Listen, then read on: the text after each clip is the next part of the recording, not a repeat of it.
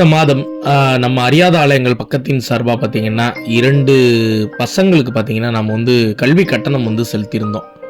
அதே மாதிரி இன்னைக்கு நாம் 2 பெண் பிள்ளைகளுக்கு பார்த்தீங்கன்னா கல்வி கட்டணம் செலுத்தியிருக்கோம். அதாவது இந்த 2 பசங்களுமே பார்த்தீங்கன்னா தந்தையை இழந்த பெண் குழந்தைகள்.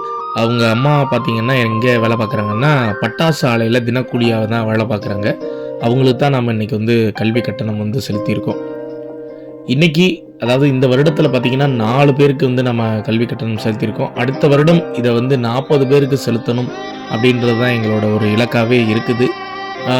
காணொலியில் உள்ள பெண் பிள்ளைகளோட முகத்தை ஏன் வந்து நாங்கள் மறைச்சிருக்கோம் அப்படின்னா 18 வயதுக்கு குறைவான பெண் பிள்ளைகளோட முகத்தை வந்து அந்த மாதிரி பொதுவெளியில் வந்து பதிவிடக்கூடாது.